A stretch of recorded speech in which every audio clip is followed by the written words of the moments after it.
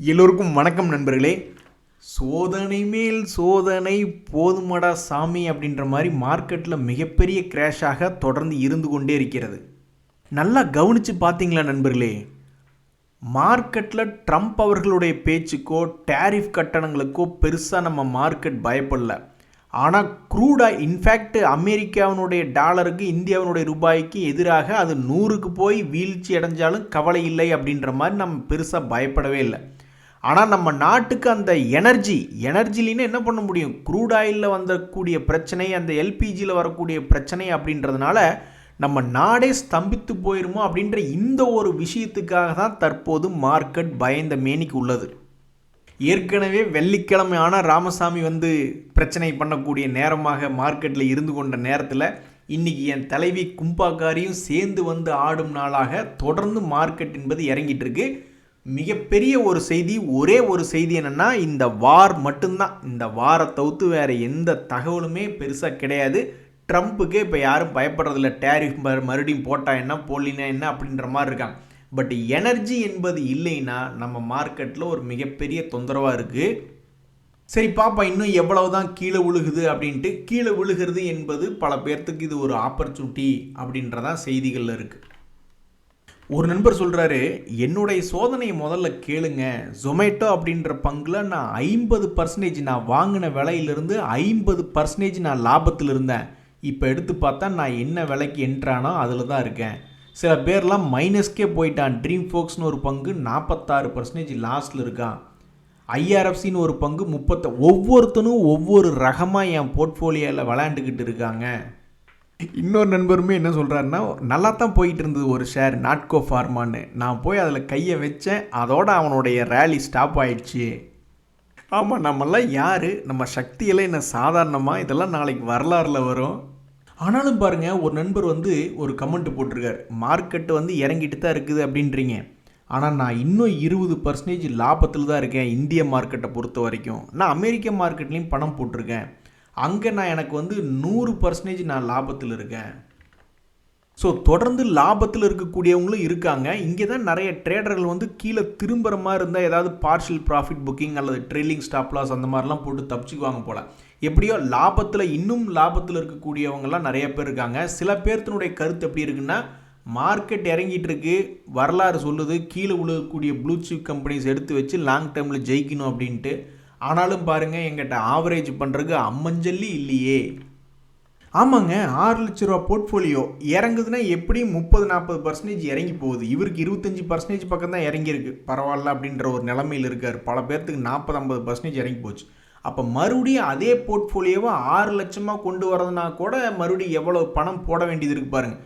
இந்த பணம் இல்லாத கொடுமைக்கு தாங்க பல பேர் கையில் இருக்கக்கூடிய ஷேர்களை விற்று வாங்கி அல்லது வாங்கி விற்று என்னத்தையோ பண்ணிக்கிட்டு இருக்காங்க. அதுக்கு பேர் டெட் கேட் பவுண்ட் ஸ்ட்ராட்டஜி அப்படின்ற பேர். நீ என்ன பண்ணுறது அப்படின்னு பாவம், கொடுமைக்கு பணம் இல்லாத கொடுமைக்கு இருக்கிற ஷேரை விற்று வாங்கிட்டு என்னத்தையாவது ஒன்று பண்ணிக்கிட்டு இருக்காங்க. இப்போ தாங்க நண்பர்களே, மிகப்பெரிய ஷேர்களுடைய சக்தி என்ன அப்படின்றது இப்போ நம்ம பார்க்க போகிறோம். அதாவது மார்க்கெட்டு இறங்கி கிடக்குது, மிகப்பெரிய கிராஷு அப்படின்னு நம்ம புலம்பிக்கிட்டு இருக்கோம். சில பேர் என்ன பண்ணுவாங்க, நல்லா சந்தோஷமாக ஜாலியாக வந்துக்கிட்டு பணத்தை ரெடி பண்ணுங்க அப்படின்னு மைண்ட் வாய்ஸ் சொல்லிக்கிட்டு இருக்கும். ஒவ்வொரு ட்ரேடர்னுடைய மைண்ட் வாய்ஸும் பணத்தை ரெடி பண்ணுங்க அப்படின்ற மாதிரி சொல்லிக்கிட்டு இருக்கும். ஆனால் மார்க்கெட்டை பார்த்துக்கிட்டு இருக்கிறவங்க சில பேர் என்ன சொல்லுவாங்க, ஆமாம் நீங்கள் பணத்தை ரெடி பண்ணுங்க, இவர் கும்பா பாடி விடுவார் அப்படின்ற மாதிரி மார்க்கெட் இறங்கி கொண்டு இருக்கக்கூடிய இந்த நேரத்தில் மார்க்கெட்டு இறங்குறதுக்கு முன்னாடியே சில பெரிய ஆளுக கீழே இறங்கிட்டு, இப்போ மார்க்கெட் கீழே இறங்கி இருக்கிறப்ப அவனுங்கெல்லாம் மேலே ஏறி இருக்கானுங்க 30%. அப்படி சில பங்குகளை பார்க்குறீங்களா செய்திகள்? இந்த ஏபிபி இந்தியா என்ற ஆள் பெரிய ஆள். நிறைய பேர் யோசிச்சுக்கிட்டே இருந்தாங்க, இந்த ஏபிபி இந்தியாங்கிறவன் பெரிய ஆளாச்சே, ஏன் போன வருஷம் ரேலியிலேயே பெருசாக பங்கெடுத்துக்காமல் ஒரே ஒரு ரவுண்டு போயிட்டு கீழே விழுந்து கிடக்கிறான்னு நிறைய பேர் பார்த்துக்கிட்டு இருந்தாங்க. ஒருவேளை தன்னுடைய இழந்த ஹையை கீது மீட்டெடுப்பானோ, ஒரு சென்டர் பாயிண்டில் இருந்துக்கிட்டு ஒரு 4-5 மாதம் கழித்து பார்க்கும்போது என்னன்னு தெரிய வரும்னு பார்த்துக்கிட்டு இருந்தாங்க. கரெக்டாக இந்த பங்கு என்ன பண்ணியிருக்காங்கன்னா, அதாவது ஒரு பெரிய பங்கு பெருசாக கீழே விழுந்த பிறகு எவ்வளவு தூரம் ஏறி இறங்குறான் அப்படின்னு பார்த்தீங்கன்னா, இந்த ஏபிபி இந்தியா கீழேருந்து 30% ஏறி மறுபடியும் கீழே விழுந்து மறுபடியும் 30% ஏறி இருக்கான். அதெல்லாம் இருக்குங்க. நம்ம மார்க்கெட்டில் சம்பாதிக்கிறதுக்கெல்லாம் பொட்டன்ஷியல் என்பதெல்லாம் இருக்குது. இங்கே பாருங்கள், இந்த டொரண்ட் பவர் என்பது பவர் செக்டரில் இவனும் ஒரு டாப் 3க்குள்ளே இருக்கான். டாடா பவர், அதானி பவர் கூட இவனும் டாப் 3க்குள்ளே இருக்கான். என்னடா டாப் லீடராக இருக்கக்கூடிய பங்கு இவனும் ஒரே ஒரு ரவுண்டு 30% போய் கீழே விடுகிறானேன்னு பார்த்தா மறுபடியும் 6 மாதம் கழித்து பார்க்கும்போது மறுபடியும் வந்துட்டான் பாருங்கள் 30%. ஸோ கரெக்டான இடத்துல பிடிச்சி கரெக்டான இடத்துல கொடுத்தோம்னா மார்க்கெட் இறங்கி கொண்டு இருக்கும் போதும் மேலே ஆப்போசிட்டில் எதிர்நீச்சல் போடக்கூடியவங்களும் இருக்க தான் செய்கிறாங்க. ஸோ கரெக்டாக பிடிச்சா அதுக்குண்டான பலன் என்பது மார்க்கெட்டில் இருக்க தான் செய்யுது. ஆனால் என்ன பண்ணுறது, நம்ம கிட்ட தான் காசு இருக்கிறது இல்லையே. ஏதாவது ஒரு பங்கு இந்த ஏபிபி இந்தியாவே யாராவது ஒருத்தர் பாவம் இந்த டொரண்ட் பவரே உச்சத்தில் எடுத்திருந்தா அவன் கீழே சல்லிஸான ரேட்டு கிடைக்கும் போது போடுறதுக்கு பணம் இல்லை, அம்மன் ஜல்லி இல்லையே அப்படிங்கும் பொழுது அப்புறம் என்ன பண்ண முடியும்? தலைவரே, நீங்கள் எந்த சந்திலிருந்து இன்றைக்கி ஏறினீங்க அப்படின்ற மாதிரி 2 ஹீரோக்கள் இன்றைக்கி நம்மளுடைய மார்க்கெட்டில் இருக்காங்க. சில பங்குகள்லாம் அதுவும் மைனஸில் இருந்துருக்கு. இந்த எல்என்டி டெக்னாலஜி சர்வீசஸ், நீங்கள் எப்படி தலைவரே மைனஸ்லேருந்து +6க்கு வந்தீங்க அப்படின்ற ஒரு ஆச்சரியமான ஒரு பங்காக இன்றைக்கி முக்கியமான செய்திகளில் எல்டிடிஎஸ் 6% ஏறினது ஒன்று இருக்குது. மற்றபடி சோலார் ரிலேட்டடானது மட்டும் இல்லை, எத்தனையோ ரெனியூவபிள் எனர்ஜி செக்டரில் இருக்கக்கூடிய பங்குகள் நேற்றுலேருந்து ஏறிக்கிட்டு தான் இருந்தானுங்க. அதில் வந்து இன்றைக்கி இந்த அக்மி சோலார் என்பது 6% ஏறி இருக்குது. கடந்த 5 நாட்களில் 15% ஏறி இருக்குது. வெறும் 5 நாட்களில் 1 இயர் பீரியட் அப்படின்றது பார்க்கும்பொழுது அது இன்னும் கிட்டத்தட்ட 52 வீக் லோ பக்கத்தில் அப்படின்ற மாதிரி இல்லை. அப்படின்னாலும் அவனுடைய சமீபத்தினுடைய உச்சத்திலிருந்து இப்போ அவன் இறங்கி தான் ட்ரேட் ஆகிக்கிட்டு இருக்கு. இதுதான் இன்னைக்கு மார்க்கெட்டில் முக்கியமாக ஏறின பங்குகளினுடைய நியூஸ்.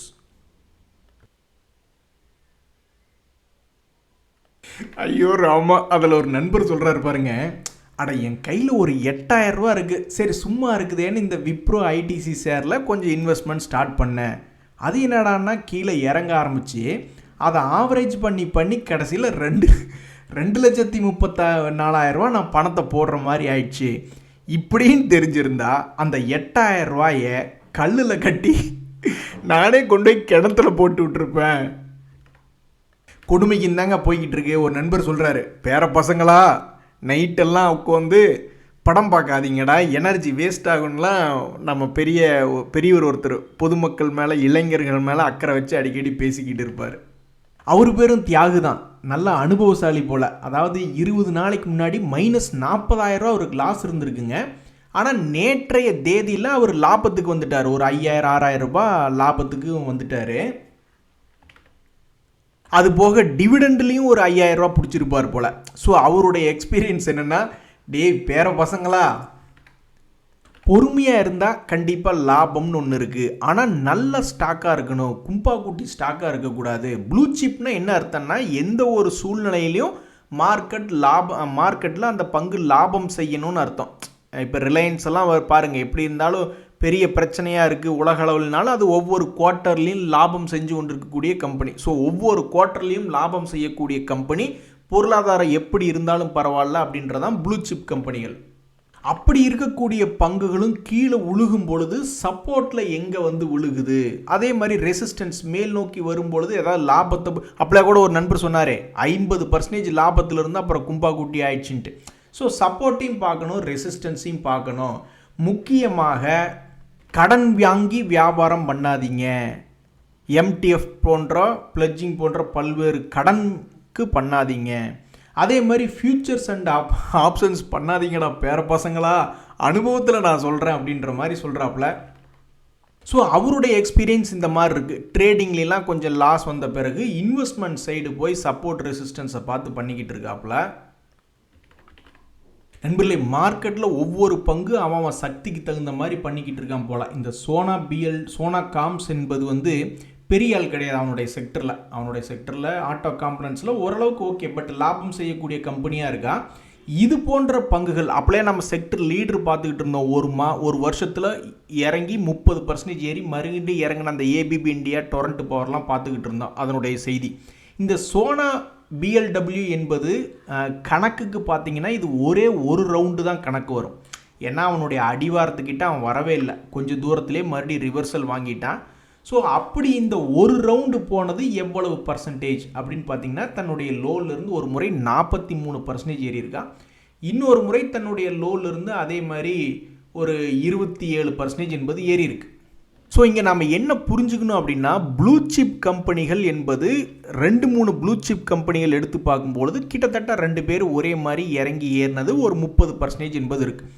ஆனால் வேறு சில கம்பெனிகள் செக்டர் லீடர்கள் இல்லாமல் லாபம் செஞ்சு கொண்டிருக்கக்கூடிய சின்னஞ்சிறு கம்பெனிகள் என்பது கணிக்கவே முடியாது. அவன் 50%, 100% ஏறினாலும் ஏறினது தான், அல்லது சிறிய அளவில் 40-50% ஏறினாலும் ஏறினதான்.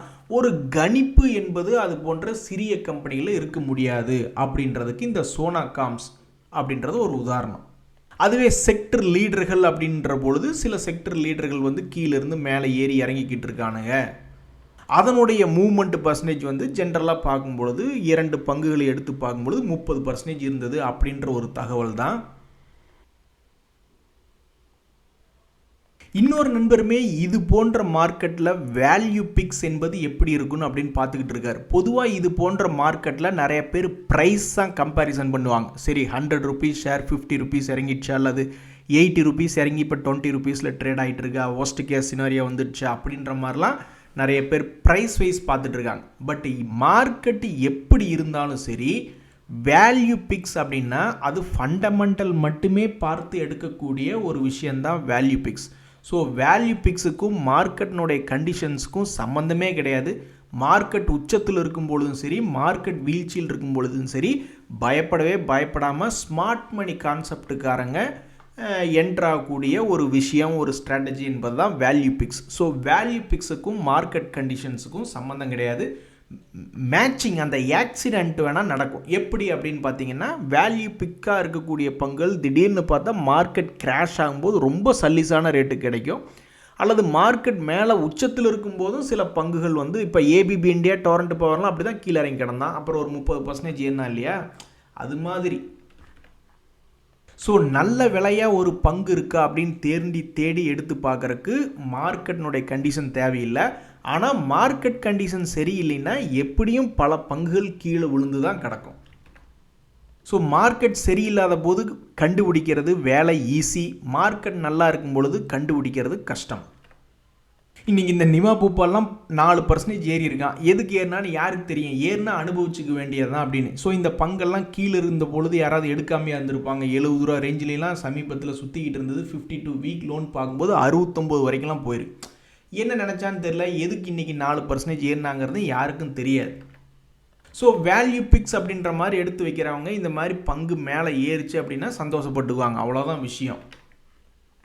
இன்னொரு நண்பருமே மிகப்பெரிய ஒரு சந்தோஷம், என் வாழ்க்கையிலேயே ஒரு பங்கு 20% ஏறி இருக்குங்க. அதான் அந்த எனர்ஜி கிரைசிஸ், வார் கிரைசிஸ் வந்ததுனால நிறைய பவர் செக்டர்கள் மேலே வந்தான். அப்படி வந்த பொழுது என் வாழ்க்கையில் வாட் அ மிராக்கிள் நண்பர்களே, என் வாழ்க்கையில் 20% இந்த ஷேர் ஏறி இருக்குன்னு சந்தோஷப்பட்டிருக்காரு. இன்றைக்கி என்ன பண்ணாருன்னு தெரில. சரி, இன்னொரு நண்பருக்கு என்ன பிரச்சனைனா, 2 லட்ச ரூபா போர்ட்ஃபோலியோ ஜனவரி ஏதோ ஒரு இந்த வருஷம் நல்லா இருக்கணும், 2026 மார்க்கெட்டில் பணத்தை போடணும்னு ஆரம்பிச்சிருக்காரா என்னன்னு தெரில. ஜனவரி 2026 ஷேர்களை எடுக்க ஆரம்பிச்சிருக்காரு. மொத்தம் 2 லட்ச ரூபா சேர்த்திட்டார். கடைசியில் பார்த்தா அந்த பையன் ஒரு 10% லாபம்னா பரவாயில்ல, ஆனால் 5% நஷ்டத்தில் இருக்கே அப்படின்ற மாதிரி சொல்கிறாரு. இந்த சமயத்தில் வந்து திடீர்னு சில பங்குகள், இன்றைக்கி எல்லாத்துக்கும் என்ன நினச்சிருப்பாங்க, பங்குகள்லாம் இறங்கி கிடக்கும்னு நினச்சிட்டு இருப்பாங்க. ஆனால் இந்த ஐஎஃப்சிஏ என்பது பார்த்தீங்களா 6% ஏறி கிடக்கு. திருப்பி ஒரே செய்திகள், அந்த ஒரு செய்தி ஓப்பனாக இருக்கிற வரைக்கும் இறங்கி ஏறி எந்தையாவது ஒன்று பண்ணிக்கிட்டு இருக்காங்க. அந்த வகையில் இந்த ஐஎஃப்சி அப்படின்ற பங்கு வெறும் 47 ரூபாயில் கடந்தது. அந்த என்எஸ்சி ஐபிஓ வரப்போகுது அப்படின்ற செய்தி வந்தோடனே எத்தனை ஜம்ப் அடிச்சிருக்கான் பாருங்கள். ஒரு குறிப்பிட்ட ட்ரெண்டில் 2-3 ரவுண்டு போயிட்டு வந்திருக்கான். இப்போ மறுபடியும் வந்து கீழே வந்து விழுந்து கிடந்தப்போ மறுபடியும் போன வாரத்தில் என்எஸ்சி ஐபிஓ சம்மந்தப்பட்ட தகவல்கள் வர ஆரம்பிச்சுன்னு இன்றைக்கி ஒரு 5% ஏறிட்டான். ஸோ மார்க்கெட்டில் என்பது இறங்கி கிடக்கும் பொழுது ஏதாவது ஒரு சூழ்நிலையில் செய்திகள் வரும் பொழுது அது வந்து பணம் சம்பாரித்து கொடுக்குது அப்படின்றதுக்கு இந்த ஐஎஃப்சிஐ ஒரு உதாரணம். உங்கள்கிட்ட பணத்தை வாங்கி வச்சுக்கிட்டு நான் எங்கேயோ ஓடி போயிட்டேன், அங்கே சுற்றிக்கிட்டு இருக்கேன், இங்கே சுற்றிக்கிட்டு இருக்கேன், உங்கள் கண்ணு முன்னாடியே தானே சுற்றிக்கிட்டு இருக்கேன் அப்படின்னு வடிவேல் அவர்கள் ஒரு படத்தில் டைலாக் பேசுவார். அது மாதிரி ஷேர் மார்க்கெட்டில் உங்கள் பணத்தை எடுத்து வச்சுக்கிட்டு நான் எங்கேயோ ஓடிட்டேன், 200 டேஸ் மூவிங் ஆவரேஜுக்கு மேலே சுற்றிக்கிட்டு இருக்கேன், 200 டேஸ் மூவிங் ஆவரேஜுக்கு கீழே சுற்றிக்கிட்டு இருக்கேன், இப்படியே உங்கள் முன்னாடியே தானே சுற்றிக்கிட்டு இருக்கேன். ஸோ நம்ம நண்பர் என்ன சொல்கிறாருன்னா, இது ஒன்றும் காமெடி கிடையாது, it's not a joke today, Nifty வந்து டெத் கிராஸ் ஓவர் ஆயிருக்கு அப்படின்றார். அப்படின்னு என்னென்னா 200 டேஸ் மூவிங் ஆவரேஜ் என்பது லாங் டேர்ம், அதுக்கு கீழே 50 டேஸ் மூவிங் ஆவரேஜ் கீழே வருது அப்படிங்கும்போது அது ஒரு டெத் கிராஸ் ஓவர் அப்படின்னு ஸ்டாக் மார்க்கெட்டில் சொல்லுவாங்க. ஸோ அது நடக்குது அப்படின்ற மாதிரி சொல்கிறார். ஒவ்வொரு சார்ட்டிங் சாஃப்ட்வேரில் ஒவ்வொரு மாதிரி காமிக்குமேன்றது இல்லை, நான் பார்த்துக்கிட்டு இருக்கேன். ஆமாம், கரெக்டாக ஒரு முக்கியமான 200 டேஸ் மூவிங் ஆவரேஜையும் 50 டேஸ் மூவிங் ஆவரேஜையும் ஒரே இடத்துல வந்து சேர்ந்துருக்கானுங்க. இனி மார்க்கெட் வந்து ஒரு 2000-3000 பாயிண்ட் வால்டிலிட்டி கொண்டு வர்றான்னு வச்சுக்குவோம். அது எந்த பக்கம் கொண்டு வர்றான்றதான் முக்கியம். இனி அவன் ஒரு 2000 பாயிண்ட் கீழே இறங்கி 21,000 20,000ன்னு கொண்டு போகிறானா, அல்லது இந்த வருஷம் எண்டு வரைக்கும் கணக்கு போடுங்க நண்பர்களே, நாளைக்கே நடக்கணும்னு ஏதாவது அவசியம் இருக்கா? இந்த வருஷ கடைசியில் ஒரு 2000 பாயிண்ட் வால்டிலிட்டி என்பது மேல் நோக்கி வந்தாலும் 10% தள்ளி இருக்குது இந்த கரண்ட் ரேஞ்சிலிருந்து. அதாவது கரண்ட் ரேஞ்ச் வந்து இஎம்ஐ தான் மேலே இருக்குது, ப்ரைஸ் கீழே ட்ரேட் ஆகிட்டுருக்கு. ஸோ இந்த ப்ரைஸ் வந்து தன்னுடைய பழைய ஹை 26,500 வந்து தொடர்ந்தாலும் 10%க்கு மேலே ஏறணும், அல்லது 21,000 போனாலும் 10%. ஸோ மிகப்பெரிய ஒரு மூவ்மெண்ட் என்பது இந்த வருஷத்தில் இருக்குமா அப்படின்றதான் பல ட்ரேடர்கள் கேட்கக்கூடிய கேள்வியாக இருக்குது. ஸோ ஒவ்வொரு ட்ரேடர்ஸ்னுடைய எக்ஸ்பீரியன்ஸ் ஒரு மாதிரி இருக்குது. இப்போ இந்த ட்ரேடர்னுடைய எக்ஸ்பீரியன்ஸ் இப்படி இருக்கா, வேறு சில ட்ரேடர்கள் என்ன யோசிச்சு பார்ப்பாங்க, ஒரு வேளை திடீர்னு வார் நின்றுச்சுன்னா அப்படின்னு. வார் இருக்குது, க்ரூட் ஆயில் கிடைக்கல, எல்லாம் ரோட்டில் வச்சு விறகடுப்பு வச்சு சமைக்கணுமா. இங்கே பாருங்கள், அதில் ஒரு நண்பர் எவ்வளோ விவரம்னு. நான் போன வாரமே அமேசானில் ஒரு இண்டெக்ஸ் 10 ஆர்டர் போட்டு வாங்கிட்டேன் அப்படின்றார். இன்றைக்கி நான் போய் திருப்பூரில் கேட்குறேன், ப்ரெஸ்டீஜில் ஒரு கடையில், எங்க இண்டக்ஷன் ஸ்டவ் கொடுங்கன்னா, பேரையும் உங்கள் அட்ரஸ் எழுதி வச்சுட்டு போங்க தம்பி, அப்புறம் நாங்கள் பார்க்குறோம் அப்படின்னாங்க. சரிங்க, அப்போ எப்படி எத்தனை பேருங்க இருக்காங்க அப்படின்னு கேட்டேன். கிட்டத்தட்ட ஒரு 40-50 பேர் இருக்காங்க அப்படின்னாங்க. சரிங்க வேண்டாங்க, போகிற உசுறு பசிலேயே போட்டுன்ட்டு வந்துட்டேன் நான். இவர் தாங்க கரெக்டு. இவர் நம்ம நண்பர் ஒருத்தர் கமெண்ட் போட்டிருக்காரு, இந்த ஐஆர்எஃப்சின்னு ஒரு பங்கு எடுத்து வச்சுருக்கேன், அது வந்து 110 வரணும்னு பூஜையில் போக வேண்டியதான் அப்படின்றாரு. ஆமாங்க, நம்மளால் வேறு என்னங்க பண்ண முடியும், நம்ம வந்து ஆண்டவா எங்களை காப்பாற்று அப்படின்ற மாதிரி தான் ஏதாவது ஒரு பங்கு, ஒரு கணக்கு, மனக்கணக்கு போடுறோம். இப்படி நல்லா இருக்குமா நல்லா இருக்காதான்ற ஒரு கணக்கு போட்டு சில பேர் பங்குகள் எடுத்து வைப்பாங்க. எடுத்து வச்சதுக்கப்புறம் நம்ம என்ன பண்ண முடியும், நம்ம சும்மா கூட உட்காந்துட்டு வேறு ஏதாவது வேலையை பார்க்கலாம். ஆனால் சில பேர் என்ன நினைப்பாங்க, ஆண்டவா எப்படியாவது இந்த பங்கை ஏற்றி விடு ஆண்டவா அப்படின்ற மாதிரி நினைப்பாங்க. ஸோ அது ஒன்று தான் நம்ம கையில் இருக்குது. Wow, what a miracle. தாஸ்னு ஒரு நண்பர், நாங்களும் செய்வோம் இல்லைங்க இந்த செய்கையை அப்படின்ற மாதிரி பெரிய பெரிய போர்ட்ஃபோலியோ மேனேஜர்ஸ், ஃபண்ட் மேனேஜர்ஸ் எல்லாம் பண்ணுற மாதிரி. நான் லாஸ்ட் மந்த் என்ன பண்ணேன்னா, என்கிட்ட இருக்கக்கூடிய சில ஷேர்களை என்ன பண்ணால் விற்று விட்டுட்டு இந்த எனர்ஜி ரிலேட்டடான பங்குகளை, அதாவது போன பிப்ரவரி 28 தான் போர் ஆரம்பிச்சதுன்னு நினைக்கிறேன், அதுக்கு முன்னாடியே அமெரிக்கா கப்பலை கொண்டே அங்கே நிறுத்திடுச்சு. அப்போவே ஒரு கணக்கு போட்டு போர்ட்ஃபோலியோவை ரீபேலன்ஸ் பண்ணிவிடுவோம், போர்ட்ஃபோலியோவை ஷஃபில் பண்ணிடுவோம் அப்படின்ற ஒரு கான்செப்டில் எனர்ஜி ஷேரையும் மெட்டல் ஷேரையும் எடுத்து வச்சுருக்கார். அவருடைய பழைய ஷேர்களை விற்றுட்டு அதுக்கு கைமேல் பலன், போர்ட்ஃபோலியோவே மொத்த லாபம் 1% வந்துருச்சு. வாட் அ மிராக்கிள் அப்படின்ற மாதிரி கமெண்ட் போட்டிருக்காரு. வேறு லெவல், ஒரு ஃபண்ட் மேனேஜர் செய்யக்கூடிய வேலையை இவர் வேறு லெவலில் அசத்தி விட்டார் மிஸ்டர் தாஸ். ஸோ இன்னொரு நண்பருமே என்ன யோசிச்சுக்கிட்டு இருக்காருன்னா, இனி என்னுடைய அடுத்த ப்ராஜெக்ட் என்னென்னா, கையில் இருக்கக்கூடிய ஸ்டாக்குகள்லாம் லாக் ஆகிடுச்சு, அந்த லாக் ஆகிருக்கக்கூடிய ஸ்டாக்குகள்லேருந்து எப்படி மீண்டு வர்றது அப்படின்ற மாதிரி ஒரு பதிவு போட்டிருந்தார். நீங்கள் ஏதாவது ஒரு நல்ல ஐடியாவை கண்டுபிடிச்சி கமெண்ட்டில் போட்டு விடுங்க நண்பா அப்படின்ற மாதிரி தான் ஒவ்வொரு நினச்சிக்கிட்டு இருப்பாங்க. நன்றி, வணக்கம்.